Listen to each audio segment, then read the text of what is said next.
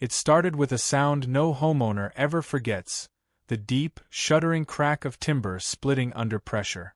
When I looked up, the sky itself seemed to fall. A 70-foot oak tore free from the ridge and came down like Judgment Day. My house didn't stand a chance, and neither, soon enough, did the people who caused it. Before we dive into this unbelievable story of arrogance, loss, and revenge, make sure you hit subscribe and turn on the bell icon. Every week, we uncover real HOA and Karen dramas where ordinary homeowners fight back and win. The story begins months before the crash. Derek Caldwell had always preferred silence to company. A restoration carpenter by trade, he spent most of his life bringing old houses back from decay. When he found the abandoned 2-story farmhouse on the edge of Maple Crest Valley, it felt like fate. The structure leaned slightly, weather-worn but stubborn. It sat outside the boundaries of the Maple Crest Homeowners Association, a line he made sure to verify 3 times before buying. That line, he would later learn, was all that kept peace on the hill. Derek's land bordered a strip of manicured forest the HOA claimed as community green space. Their president, Renee Holbrook, treated that patch of land like her personal kingdom.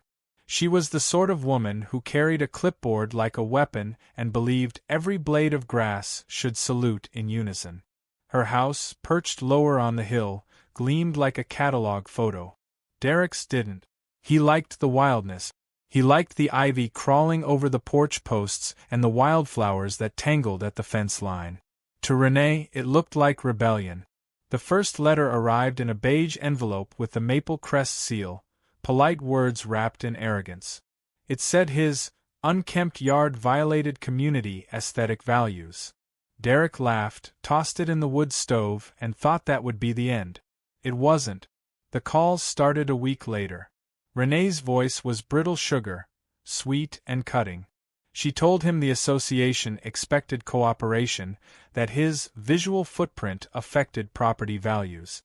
Derek reminded her, calmly, that his home wasn't under HOA jurisdiction. Renee didn't like that word, jurisdiction. It sounded like a door slamming shut. That night, Derek installed cameras. Not out of fear, but instinct.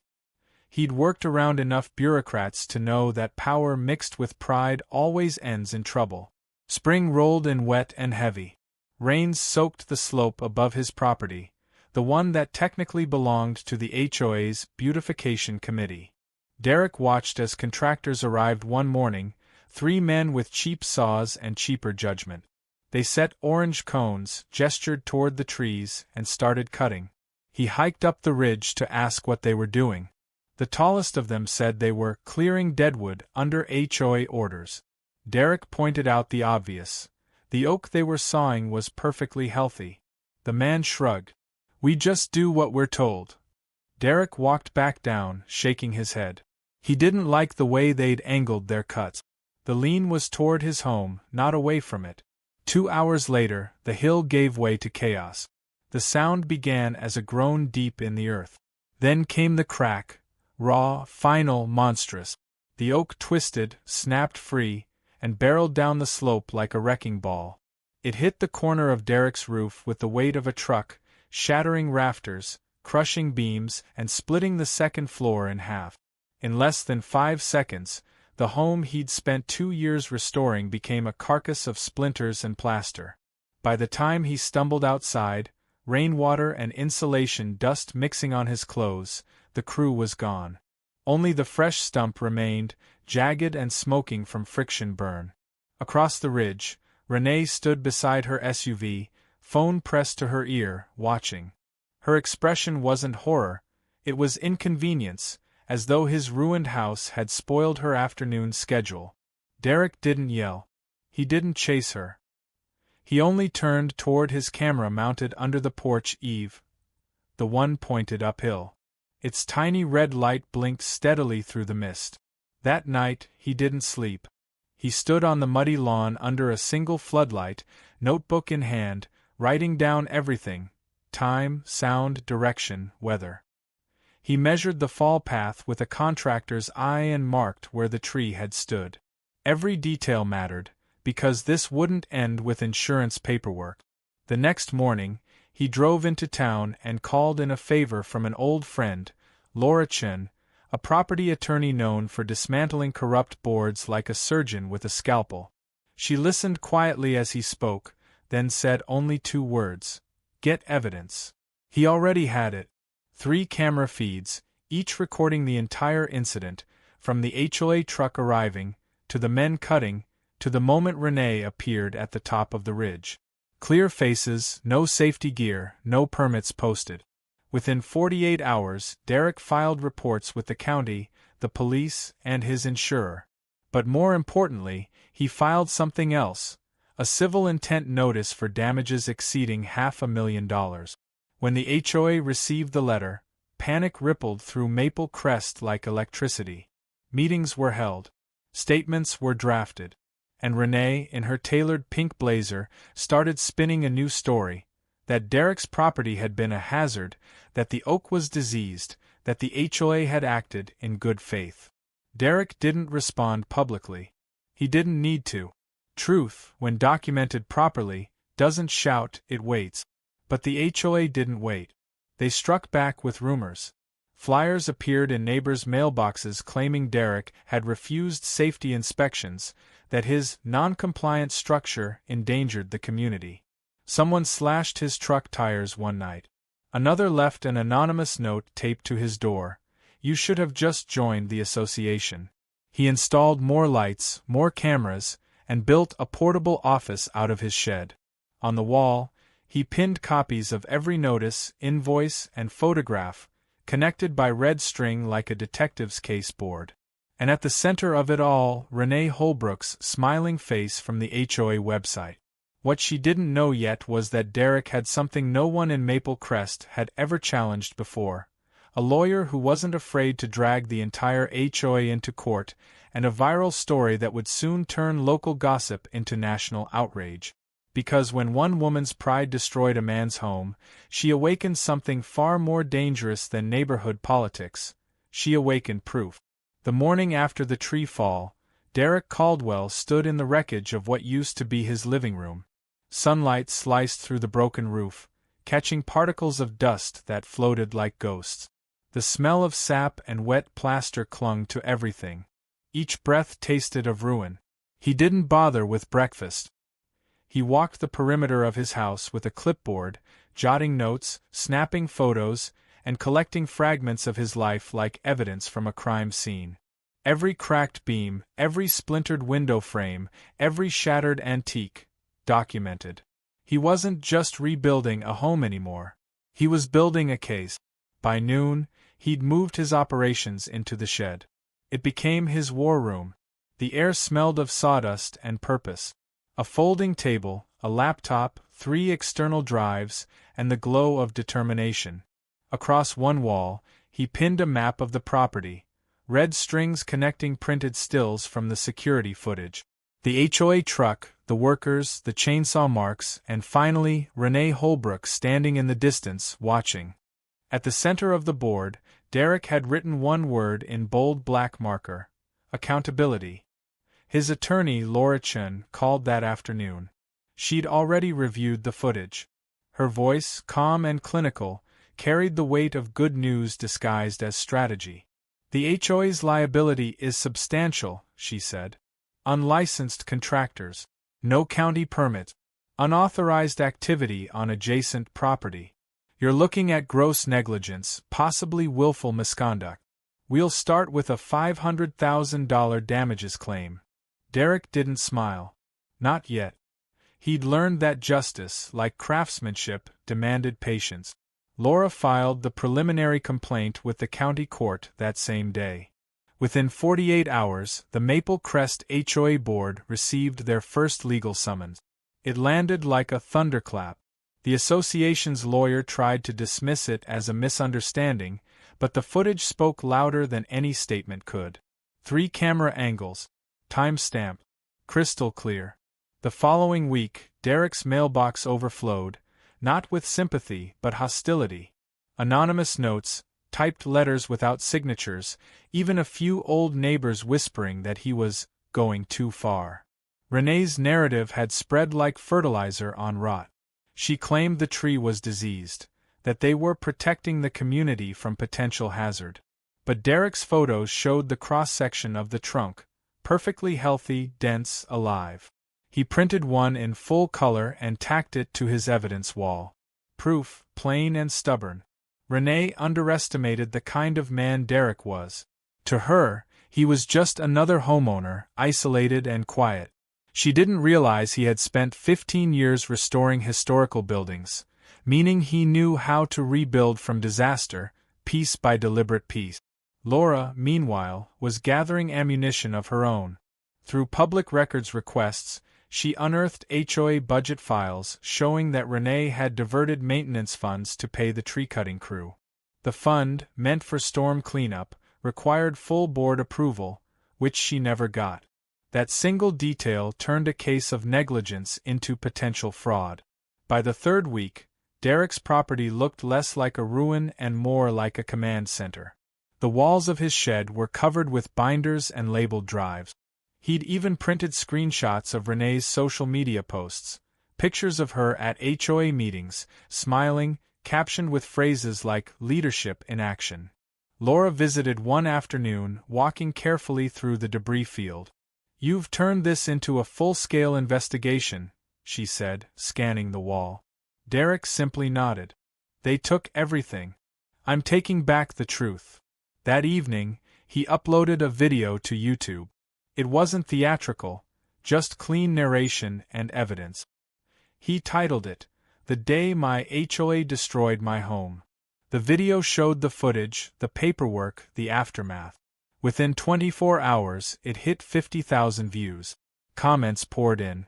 People sharing their own HOA nightmares, offering advice, even lawyers volunteering resources. By the end of the week, national outlets had picked up the story. Homeowner sues HOA after tree crushes his house. Renee's name appeared in headlines. Maple Crest Valley, once a symbol of upper-middle-class serenity, now trended under hashtag HOA disaster. The board panicked. They called an emergency meeting. Minutes later, an email blast went out to every resident, an attempt at damage control. It described Derek as a disruptive individual pursuing personal gain through social media defamation. Derek printed the email and added it to his wall under the heading, "Harassment." Then came the retaliation. One night, just past 1 a.m., Derek's motion light triggered near the tool shed. The cameras caught it all. A figure in a dark hoodie crouched by his truck, slashing both rear tires. The man looked up once, face visible. One of the same workers from the tree-cutting day. Derek didn't get angry. He smiled. The cameras had perfect clarity. He forwarded the footage to the sheriff's office and copied Laura. By morning, an arrest warrant was issued. The HOA's hired hand was taken into custody for criminal mischief. Word spread fast. And if Renee had been losing control before, this was the final crack in her facade. Within days, Laura received an anonymous email. Attached were internal HOA memos, budget approvals, landscaping invoices, even a partial transcript from a board meeting. The email's author claimed to be a former HOA treasurer who had resigned over ethical concerns. In one document, dated 2 weeks before the tree incident, Renee explicitly authorized emergency slope maintenance, using funds reserved for post-storm damage, despite clear skies and zero weather events that month. Laura's response was simple: "This is gold." Derek didn't celebrate. He just went to the shed, printed every page, and pinned them under a new label: corruption. The story had grown larger than his property. It wasn't about one fallen tree anymore. It was about a system of entitlement hiding behind suburban civility. Reporters started driving up the hill, cameras rolling. Neighbors peeked from blinds, some curious, others resentful. The HOA board issued a cease and desist, accusing Derek of defamation and cyber harassment. Laura filed a counterclaim within 12 hours, expanding the lawsuit to include defamation, harassment, and fraudulent misuse of funds. The legal war had begun. Derek spent his days between court filings and reconstruction plans. He lived in a rented trailer near the property, watching the remains of his house through security feeds every night. Sometimes, he'd see Renee's car idling by the corner of the ridge, headlights off. Maybe it was paranoia. Or maybe she was realizing what power looked like when it stopped belonging to her. The community began to fracture. Half of the residents turned on Renee, furious that their fees might go toward a lawsuit. The other half clung to her leadership out of fear or habit. HOA politics had become neighborhood warfare. Through it all, Derek remained silent online, letting the evidence speak. Every upload was precise. Dates, timestamps, legal citations, no opinion, no anger. And the internet loved him for it. He wasn't ranting. He was documenting. And in a world full of noise, documentation was truth. 2 months after the crash, the first court date was set. The Maple Crest HOA would stand trial for negligence, harassment, and fraudulent fund allocation. Laura prepared the exhibit. Derek reviewed the visual evidence. And the press circled like hawks. On the night before the hearing, Derek stood in front of his evidence wall for hours, staring at the strings, the photos, the faces. It wasn't satisfaction he felt, it was gravity. He had built this wall out of pain, but it had become something else, a mirror of accountability. When he finally turned off the lights and stepped outside, the hill was quiet. The wind rustled through the trees that still stood, the ones untouched by carelessness. He looked up at the ridge where the oak once grew and whispered under his breath, "This time, they're the ones falling." The days after the court summons felt like the calm before a storm. On the surface, Maple Crest Valley carried on with its routines. Mothers walking strollers down the perfect sidewalks, sprinklers hissing across identical lawns, morning coffee brewed behind white-trimmed windows. But underneath, something had cracked. The neighborhood was divided now. Half whispered about Derek Caldwell's lawsuit, as if speaking it aloud would summon trouble. The other half whispered about Renee Holbrook. Her charm had curdled into something brittle and sharp. Her smile, once weaponized, no longer disarmed. Renee wasn't the kind of person who accepted defeat quietly. She understood appearances were her greatest defense, and so she launched a counteroffensive, not in court but in perception. Within a week, every mailbox in Maple Crest contained a glossy newsletter printed on expensive cardstock. Across the top in bold letters, "Protecting our community, the truth behind recent allegations." The letter called Derek a disruptive homeowner spreading misleading content online for personal profit. It warned residents that false narratives were damaging property values. The final paragraph, underlined, claimed the HOA had acted, out of necessity to prevent slope instability and ensure public safety. Derek read it once, twice, then quietly added it to his evidence wall under a new heading, Propaganda. Laura, his attorney, was livid. "She's orchestrating a smear campaign," she said, pacing across the makeshift office. "This isn't just defamation, it's coordinated intimidation." But Derek had already expected it. Power always screamed loudest when it started to lose its grip. That weekend, a rumor spread that Derek's insurance company had denied his claim. The lie traveled faster than truth ever could. Strangers slowed their cars near his driveway to stare. Someone painted the words "community parasite" across the old mailbox. Derek didn't flinch. He wiped it clean, adjusted his camera angles, and kept recording. Every act of spite became another exhibit. Meanwhile, the HOA scrambled behind the scenes. Laura's subpoena for financial records had unearthed even more evidence of mismanagement. Invoices with missing signatures. Budget transfers between beautification projects and emergency maintenance. A paper trail that wound straight to Renee's desk. But it wasn't just paperwork collapsing, it was loyalty.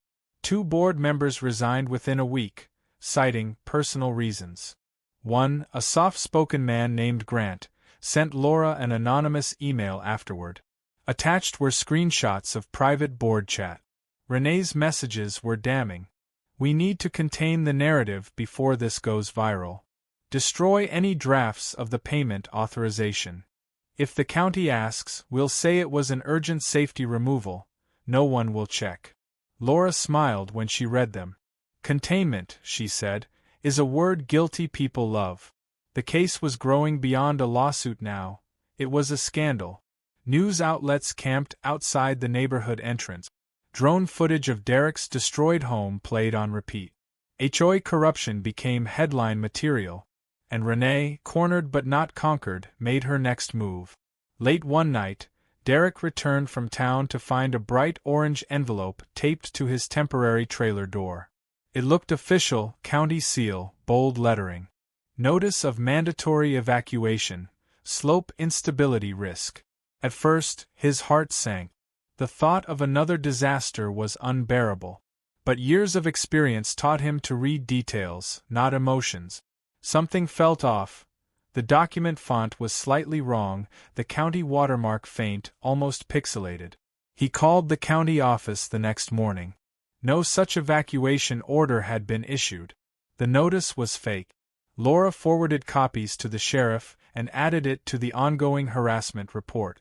"This," she said, "just crossed into criminal territory." Renee's carefully built image was fracturing. She tried to deflect by hosting an emergency HOA meeting, open to all residents. She called it a night of transparency. But when Derek showed up, quiet, clean-cut, carrying a binder of evidence, the crowd fell silent. He didn't need to speak. The sight of him was enough to remind everyone what transparency had cost. Renee began her speech with shaky confidence. She blamed contractor miscommunication, unforeseen weather erosion, and media exaggeration. She painted herself as a martyr defending community standard. But when Derek raised his phone and displayed the footage of her standing on the ridge during the tree fall, the room shifted. Every lie she spoke hung in the air like smoke. Renee ended the meeting early. That night, the HOA's official Facebook page went private. Comments disappeared. Posts were edited.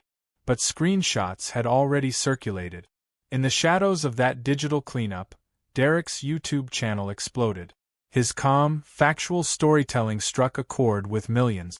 People admired his restraint, his refusal to rant, his reliance on documentation. Within a month, he was no longer just a homeowner. He was a symbol of resistance against HOA abuse. Hashtags spread across social media. Hashtag Justice for the Hill, hashtag HOA Reform, hashtag Let Things Grow Wild. With fame came pressure. Reporters camped near his gate, online pundits debated his case, and activists reached out offering support. For the first time, Derek realized the power he held wasn't just legal, it was cultural. And power, he decided, could be used for good. He began uploading educational clips, explaining homeowners' rights, how to request public records, how to defend against HOA intimidation. His following grew into a movement. The court of public opinion had turned against Renee. But the more the spotlight shone, the darker her desperation grew. One evening, as Derek was backing up case files onto a new hard drive, his security app sent a live alert, motion detected near the debris pile. The footage showed two figures with flashlights moving along the ridge. One carried a clipboard, the other a box of something metallic. He zoomed in. HOA uniforms. Within minutes, a county patrol arrived, catching the pair red-handed. They claimed they were inspecting erosion risks. The patrolman recognized them, contractors from the original tree crew. The box contained nails, spray paint, and a fake inspection tag. Renee had sent them to stage safety violations against Derek's rebuild site. Laura was ecstatic. They just proved our harassment claim beyond doubt. The evidence stack grew thicker. Each folder, each flash drive, each printout was another nail in the coffin of Maple Crest's regime. When the pretrial conference date finally arrived, the HOA's lawyer tried one last maneuver, a settlement offer. They proposed $100,000 and confidentiality. Derek refused instantly. They don't get to bury this, he said. Laura smiled. Then we'll build something higher than a settlement, we'll build precedent. As spring turned to summer, the community around Maple Crest began to change. Residents who once feared the HOA now held informal meetings without them. They discussed electing new leadership, rewriting bylaws, and demanding open financial record. The power structure that had ruled through intimidation was crumbling, brick by brick. Renee could feel it slipping through her manicured fingers. She stopped waving at neighbors. Her once pristine front yard began to wilt, the stress showing in unwatered flowers and half-drawn blinds. She avoided the local market, aware of the whispers following her name. But she wasn't finished, not yet. Renee still had one last plan. Something drastic. Something designed to destroy Derek completely before the trial began. And on a humid July night, just as the cicadas began to hum across the valley, Derek would discover exactly how far she was willing to go to protect her crumbling empire. By mid-July, Maple Crest Valley had become a battlefield disguised as suburbia. Every driveway looked perfect, every hedge trimmed to regulation height, but the air was charged, thick with suspicion, resentment, and the quiet hum of scandal. The HOA president, Renee Holbrook, had stopped showing her face at community events. Her once flawless presence, pearl earrings, pastel blazers, and performative charm, had vanished from the neighborhood she once ruled. She was no longer the authority of Maple Crest. She was its ghost. But ghosts, Derek Caldwell had learned, can still do damage. The morning it began, Derek woke to the sound of engines outside his property. 2 county-marked trucks idled by the ridge. Men in reflective vests stood near the fallen oak stump, taking photos and measuring distances. At first, Derek assumed it was routine inspection. Then one of the men knelt, planted a red flag in the ground, and scribbled something onto a clipboard. When Derek asked which department they represented, the foreman simply replied, "County Safety Audit. Ordered last week." Laura, his attorney, called the county office that same afternoon. There was no such audit scheduled. No work orders. No paperwork at all. The inspectors were imposters. Derek's cameras had captured everything. The truck's license plate, the men's faces, and the moment one of them placed a small metal box beneath the rubble pile near the foundation. The sheriff's department recovered it hours later. Inside was a timing device wired to a pressurized canister of accelerant. It wasn't a bomb, not designed to kill, but to ignite. Enough to torch the wreckage and destroy every physical trace of evidence still on site. It was sabotage. The sheriff's report was blunt. Deliberate arson attempt, premeditated property destruction. The fingerprints on the device matched one of the same contractors hired by the HOA for the illegal tree removal. Laura nearly dropped her pen when she read the report. "This isn't a civil case anymore," she said. "This is criminal conspiracy." News spread like wildfire. Local television led with the headline, "Arson attempt tied to ongoing HOA lawsuit." The story hit national feeds within hours.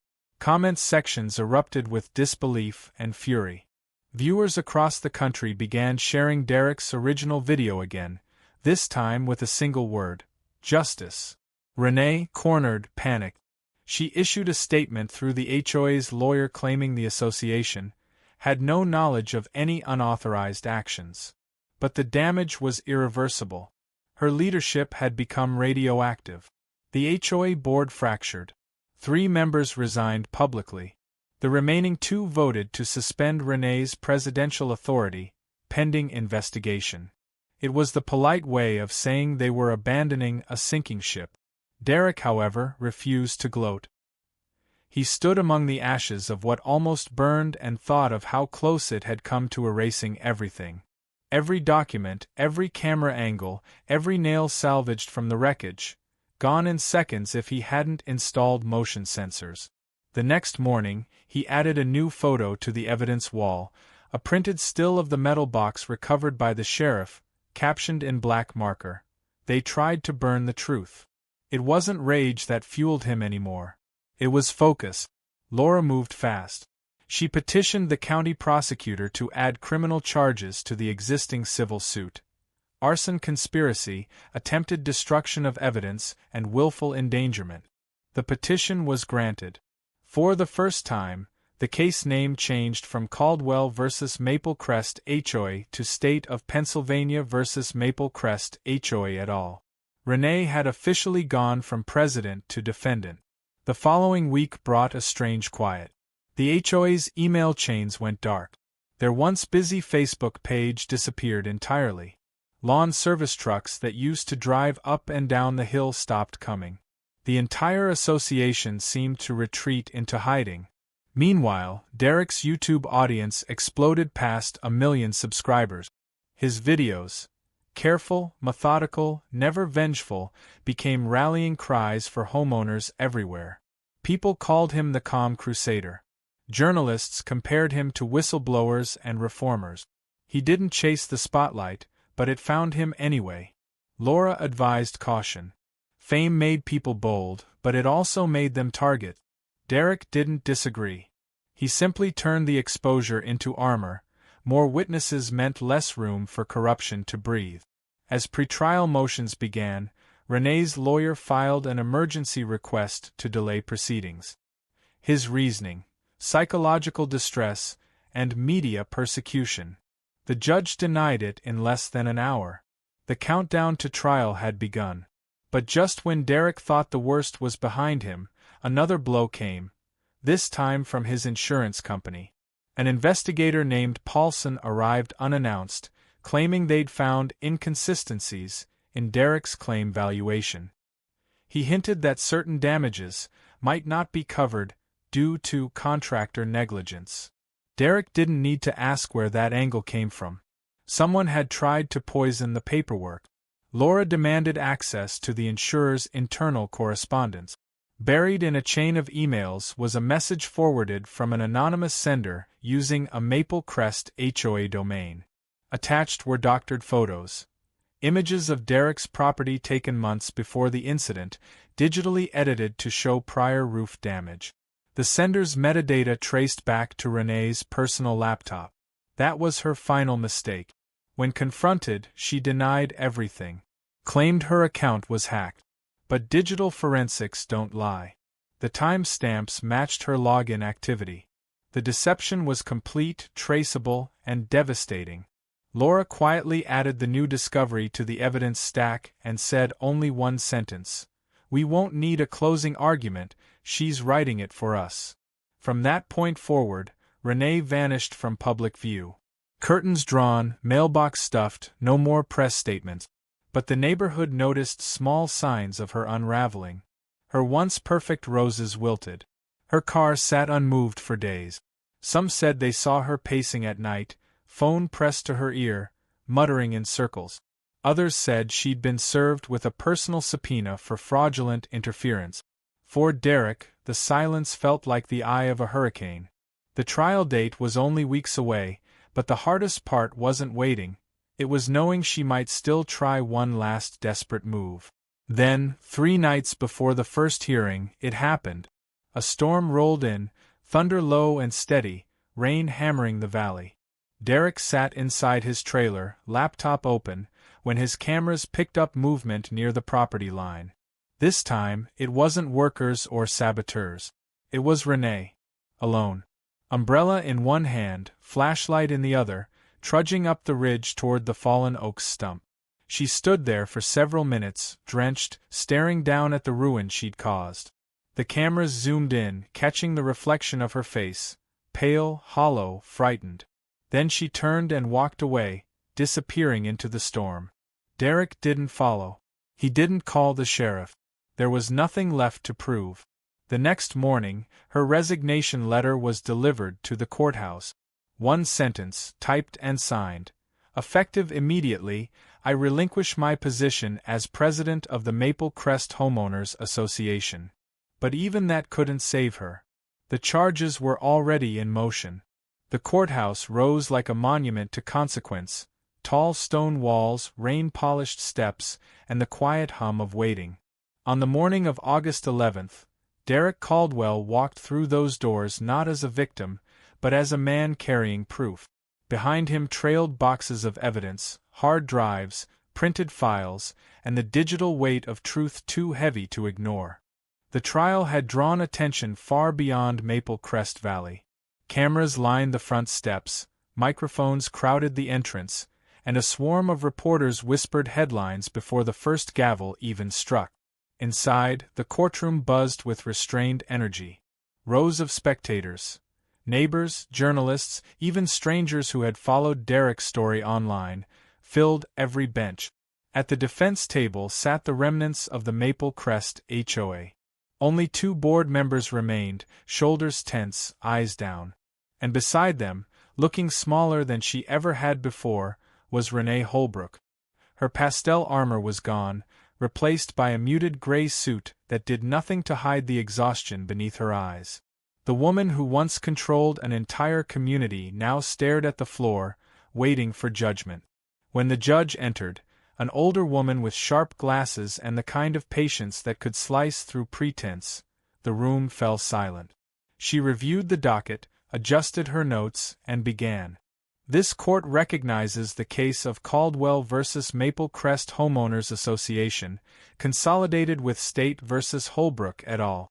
And with those words, the months of chaos, sabotage, and silence turned into order. The prosecution began by outlining the narrative that had already captivated millions. An HOA's reckless decision to cut down a tree without permits, resulting in catastrophic property destruction. A coordinated campaign of harassment and fraud to silence the homeowner who sought accountability.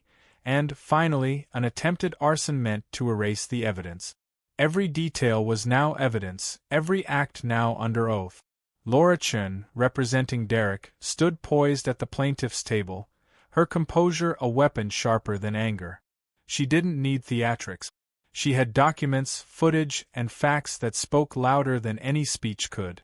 The first exhibit was the security footage, the morning the oak fell.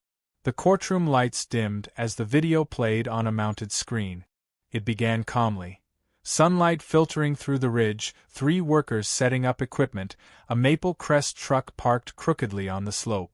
Then came the chainsaw's roar, the buzz that turned serenity into catastrophe. The massive tree swayed, twisted, and fell. The sound filled the courtroom like thunder from another time. Gasps echoed as the image of Derek's home collapsing flashed across the screen. No one spoke for several seconds. The silence was reverent, almost holy, the kind that follows truth too raw to argue with. When the video ended, Laura calmly displayed the next slide. Invoices, signatures, payment logs, all leading to Renee's authorization of the illegal tree removal. She spoke clearly, letting the documents narrate themselves. Then came the financial record. Each transaction traced a pattern of misuse. Funds diverted from community maintenance accounts into what Renee labeled emergency slope stabilization. There had been no emergency, no slope failure, just her desire to control the view from her own backyard.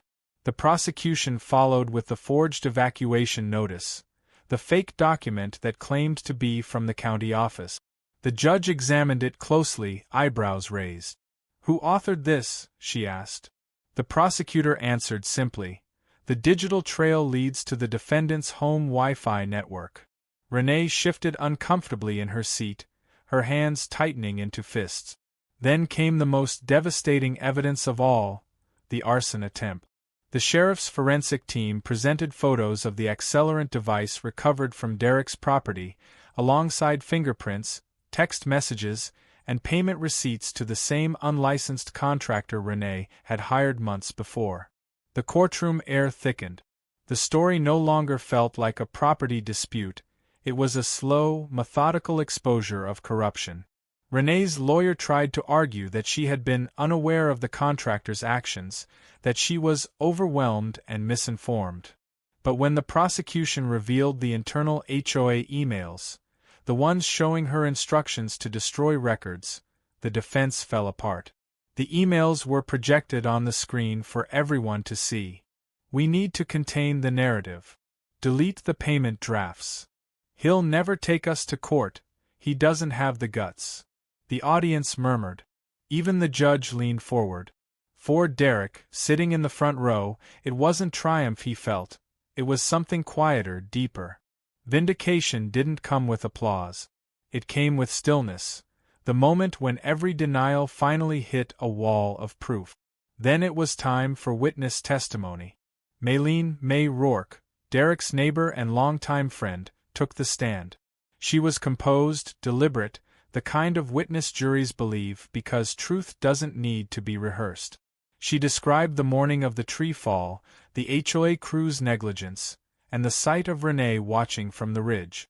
She confirmed the lack of safety measures and the panic when the tree twisted toward Derek's home.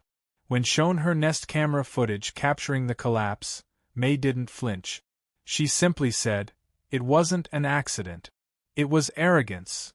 Her words hung in the air like a final nail sealing a coffin. By the second day, the HOA's credibility was gone. Former board members were called as witnesses, reluctantly admitting that Renee often bypassed votes and handled things her way. One even admitted he'd considered resigning months earlier, describing her leadership as dictatorial. The defense tried to pivot, claiming Renee's intentions were to preserve community standards and that the destruction was an unfortunate consequence of civic duty. But that argument shattered when Laura presented the last piece of evidence, a transcript of a recorded interview Renee gave to a supposed eco-journalist, who was, in fact, a legal aid working for Laura.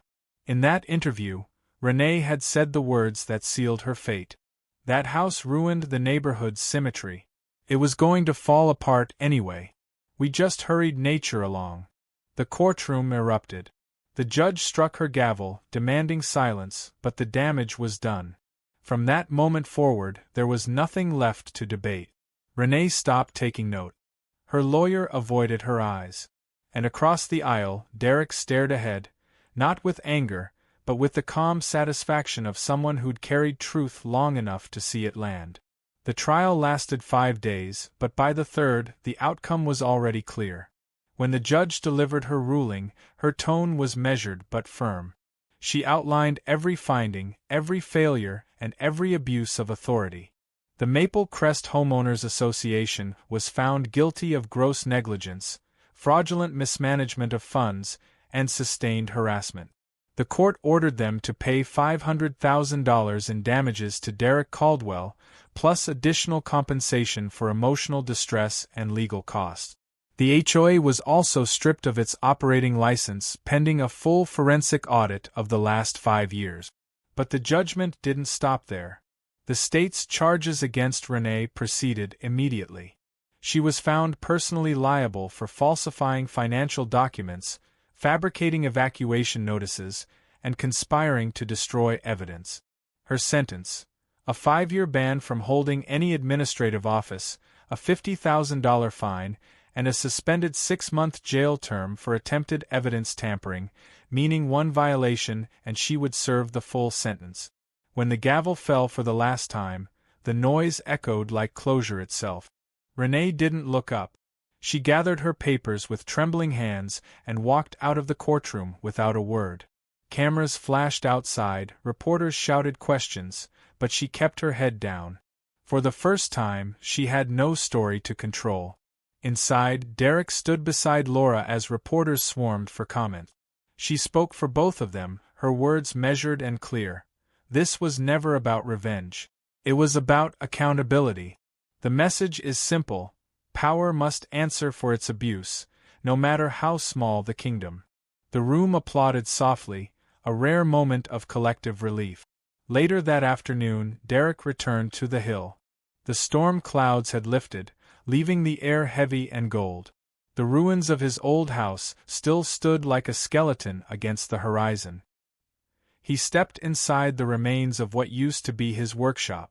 The scent of damp wood and ash lingered. The evidence wall was gone, boxed up and archived. But the story it told had already outgrown the shed. It now belonged to thousands of people who'd seen, believed, and shared it. As the sun dipped behind the ridge, Derek placed his hand on the jagged stump of the fallen oak. Moss had begun to grow over the cut surface, life reclaiming what arrogance had destroyed. For the first time in nearly a year, He allowed himself to exhale. The trial was over. The war was won. But what he would rebuild next would be more than just a house. It would be proof that no power, no HOA, no title, no self-appointed authority, could stand above the truth. The verdict didn't just end a trial. It reset the entire rhythm of Maple Crest Valley. The once feared HOA office, that beige stucco building at the corner of the roundabout, stood empty now, its windows dark, its bulletin board stripped clean. The notices that once dictated how tall grass could grow and how long a truck could sit in a driveway had been pulled down, one by one, like dead skin shedding from a neighborhood ready to breathe again. For Derek Caldwell, the quiet that followed was both foreign and sacred. After months of courtroom tension, cameras, and headlines, silence finally felt safe. The lawsuit money arrived in 2 installments, one from the HOA's forfeited accounts and one through court-ordered restitution. But the first thing Derek did wasn't to cash it. It was to visit the ruins. The morning after the ruling, he stood at the edge of his property as fog lifted off the valley. Dew clung to the broken beams like diamonds. The skeletal remains of his home, which had stood for nearly a century before collapsing under the weight of arrogance, now shimmered faintly in the dawn. He ran his fingers along the old pine siding that had survived the fall. It was splintered, scarred, but still solid, like him. Rebuilding wasn't just about lumber and nails. It was about reclaiming something they'd tried to erase. His right to belong on his own land. The first crew arrived within a week. Real professionals this time, licensed, insured, and eager to work on what they called the most famous house in Pennsylvania. Local carpenters volunteered, inspired by his story. Former HOA residents even stopped by to help remove debris. The same neighbors who once glared now brought coffee and words of apology. The change was quiet, gradual, but undeniable. Maple Crest had been ruled by fear for so long that people forgot what freedom sounded like. Now, with Renee gone and the HOA dismantled, that sound was laughter echoing down clean streets and the clatter of hammers rebuilding what power had broken. Derek refused to restore the house exactly as it was. Some things weren't meant to return to their old shape. He and his contractor redesigned it with intent: stronger beams, open windows facing the ridge, a wide wraparound porch where he could sit and see the forest that had nearly killed his dream. The oak stump remained untouched in the yard, ringed with wildflowers. He called it the witness. The rebuild took months. During that time, Derek lived in his trailer near the slope, documenting every stage on video, not for views, but for remembrance. Each nail, each wall, each moment of progress was part of the same message: you can't destroy what's built on truth. Meanwhile, the community around him began its own reconstruction. Without Renee's iron rule, residents gathered at the local park to form a neighborhood renewal committee. But this time they did it differently. No titles, no enforcement, no fines. Just shared work. Fixing playground swings, repainting benches, planting trees along the sidewalk. Derek attended one meeting quietly, sitting in the back. No one recognized him at first. He wasn't a symbol anymore. He was just a neighbor. A woman stood up and said, "Maybe we should have a community garden here." Someone else suggested adding a plaque near the entrance to remember what happened, as a warning and as hope. The group agreed unanimously. It was decided the plaque would read, "Let things grow wild, Maple Crest Renewal 2025. Derek smiled when he heard it. That had been the phrase his online followers used since the trial. A slogan born from one man's overgrown yard had become a call for freedom. One afternoon in early September, he received a letter, not typed but handwritten in neat cursive. It was from a former HOA board member, Grant, the man who had leaked those internal emails. It read, "I'm sorry for not speaking sooner. We were afraid of her. You reminded us what courage looks like." Derek folded the note, slipped it into a jar, and buried it near the oak stump. Some things didn't need to be displayed. They just needed to rest. The rebuild finished in late autumn. When the last panel of siding was painted and the final permit cleared, Derek walked through the front door of his new home barefoot.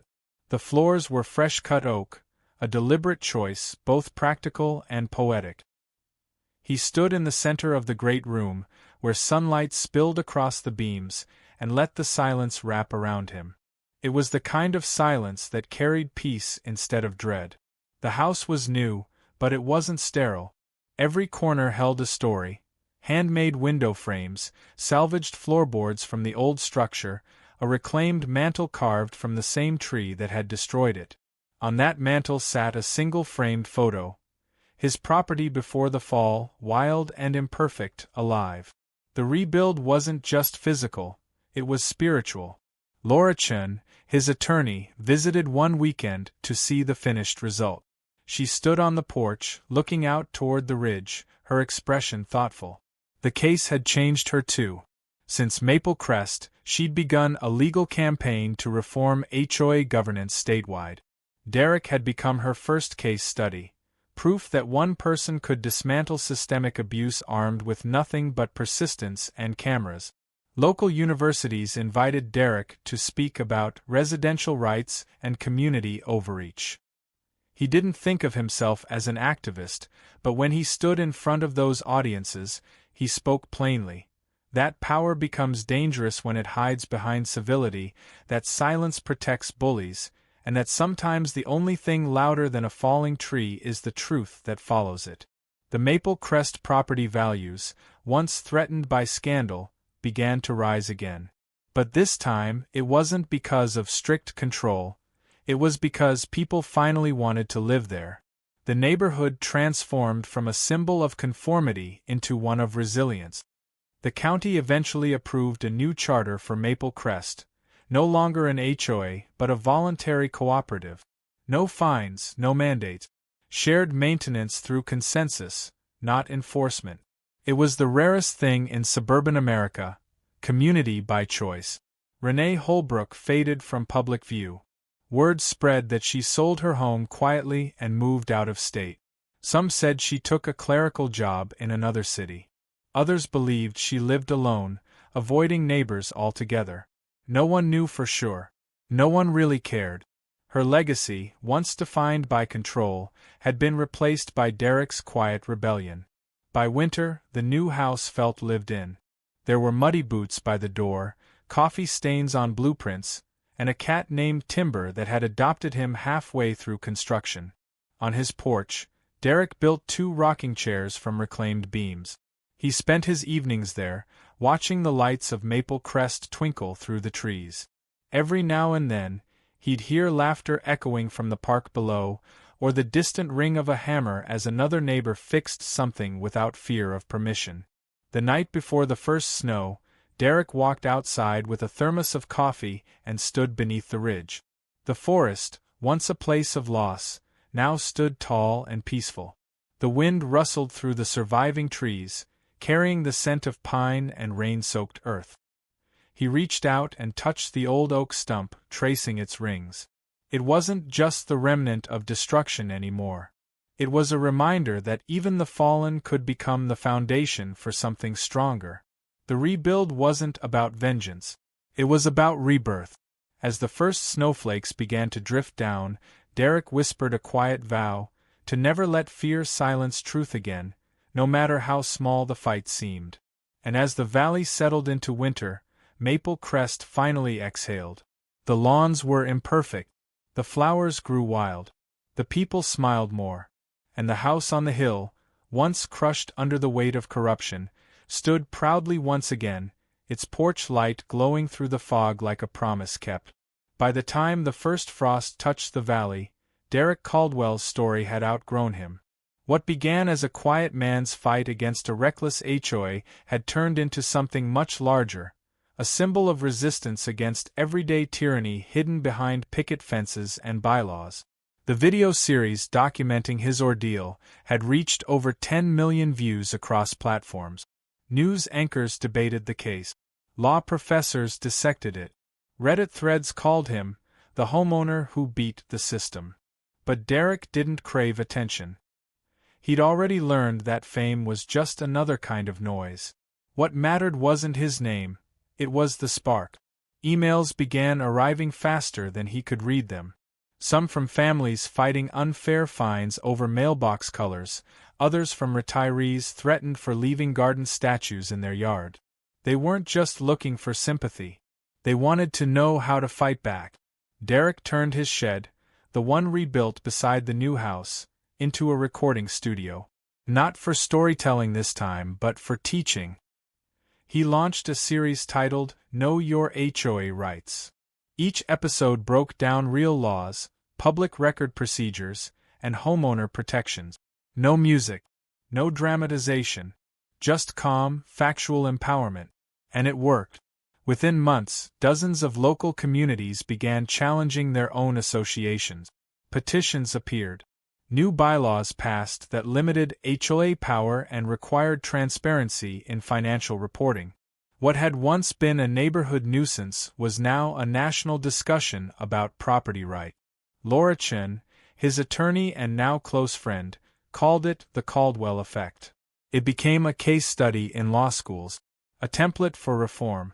The Pennsylvania legislature even drafted a bill nicknamed the Maple Crest Accountability Act, a law requiring all HOAs to publicly post their budgets, contractor permits, and vote record.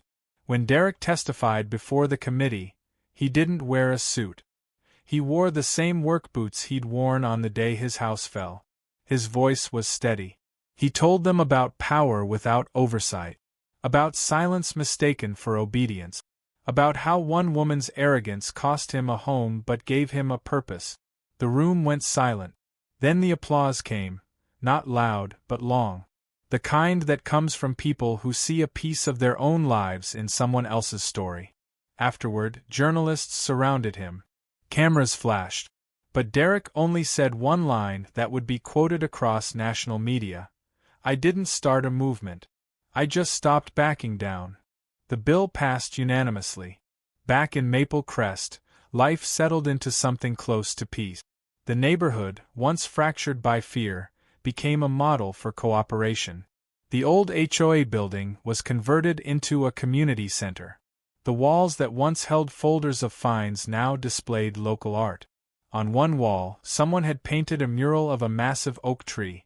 Roots exposed, branches wide, the words, "Truth grows wild," written beneath it. Every weekend, families gathered there for workshops and potluck. Derek attended occasionally, quietly, sitting on the same bench where the HOA once posted violation notices.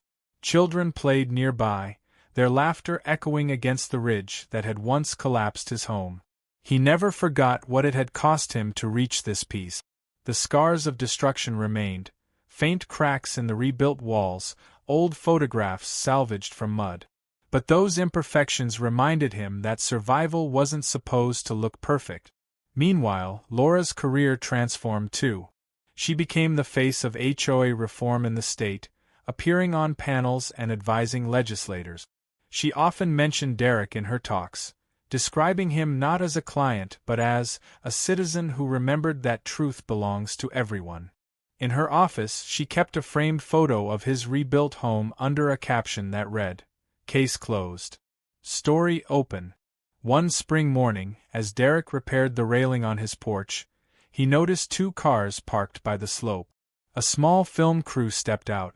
They introduced themselves as documentary producers from a major streaming network. They wanted to tell his story, the full arc from tree fall to courtroom victory. Derek hesitated at first. The media had already taken enough. But then he thought about the letters, the people who'd written to him from small towns and gated communities across the country. People who needed to see that the fight could be won. He agreed. The documentary, titled The Hill That Fought Back, premiered 6 months later. It opened with aerial footage of Maple Crest Valley, the ridge, the rebuilt home, and the oak stump surrounded by wildflowers. The narration told his story not as tragedy, but as transformation. Critics called it one of the most powerful social documentaries of the year. Viewers called it hopeful. For Derek, it was closure. He didn't attend the premiere. Instead, he watched it from his porch, the same porch that once overlooked ruin. When the credits rolled, the screen faded to a quote, his words from court: "You can't control nature. You can only respect it." The same goes for people. That night, he received a message from an HOA president in Oregon.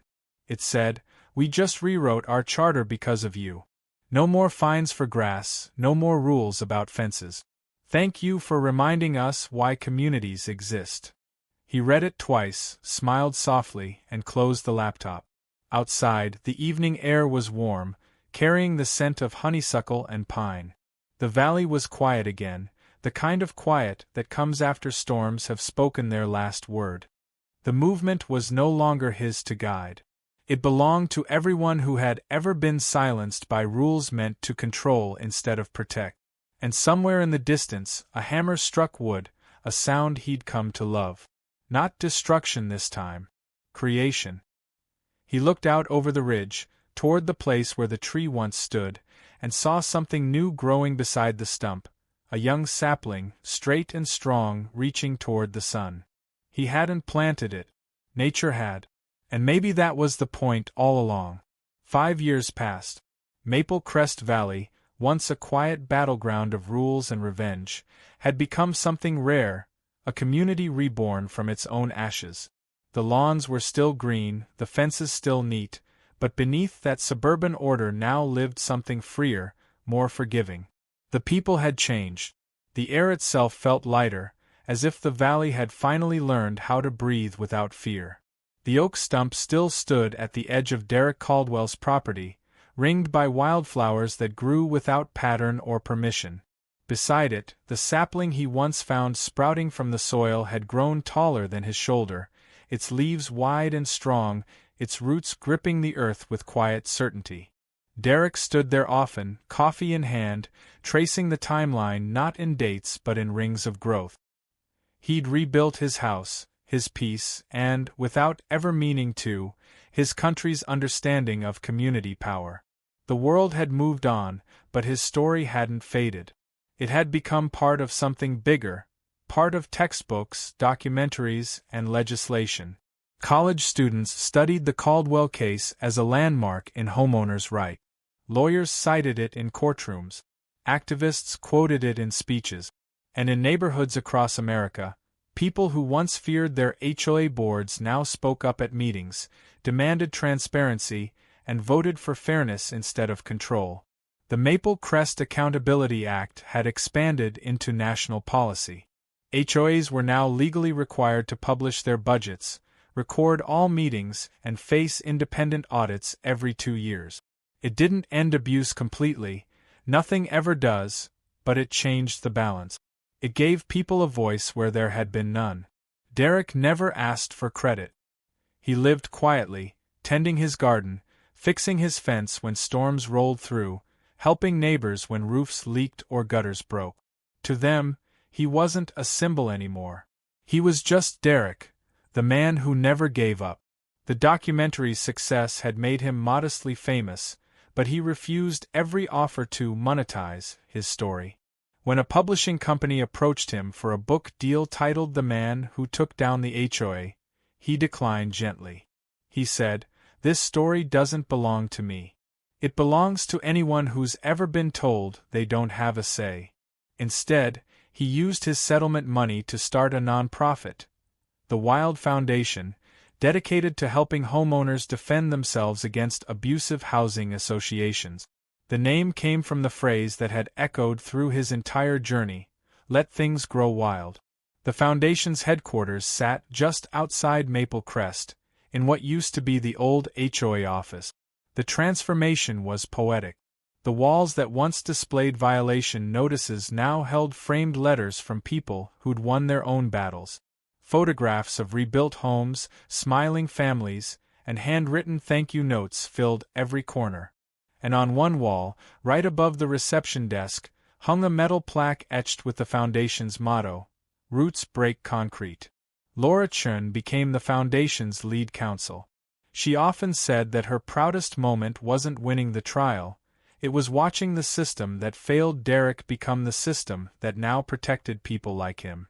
Every spring, she and Derek hosted an open event at the Maple Crest Community Center. There was food, music, and laughter. The event wasn't called a memorial, it was called the renewal. People came from across the state to share their stories. Some had lost homes. Others had lost hope. But all of them found something here, proof that one act of courage could ripple forever. On the 5th anniversary, Derek stood on stage at the center's amphitheater. He looked out over the crowd, families, lawyers, former board members, journalists, and smiled softly. The valley behind them was golden with sunset. Children played under the mural of the oak tree, the words "Truth grows wild" glowing in the orange light. When he spoke, his tone was gentle. He never raised his voice, never needed to. He told them about the night the oak fell, about the silence that followed, about the moment he realized the fight wasn't just for himself, it was for everyone who'd ever been made small by someone who mistook power for purpose. He ended with a line that became the Foundation's creed: "You can't control what's wild. You can only let it teach you." The crowd rose in applause, not loud but long, steady, heartfelt. Later that evening, as the event wound down, Derek walked back toward his home. The lights along the ridge glowed softly. The night air carried the sound of music fading into crickets and wind. He stopped by the oak stump one more time. The sapling beside it now stood taller than him, its branches catching the moonlight. He could almost hear the whisper of the past in the rustling leaves, the chainsaw's buzz, the courtroom murmurs, the sound of truth cutting through lies. But those sounds didn't haunt him anymore. They reminded him of what came next. He reached out, resting his palm on the young tree's trunk, feeling the rough bark beneath his fingers. It was strong, resilient, alive. Then he turned toward his porch, where the light glowed warm and steady, a beacon for anyone still lost in their own battles. He'd once thought victory meant punishment. Now he understood it meant peace. The tree had fallen, but its roots had survived. And from them, something better had grown. The house on the hill stood tall again, not as a monument to anger, but as a promise that truth, no matter how deeply buried, always finds its way back to the surface. And under the vast, starlit sky of Maple Crest Valley, the wind carried one quiet message through the leaves.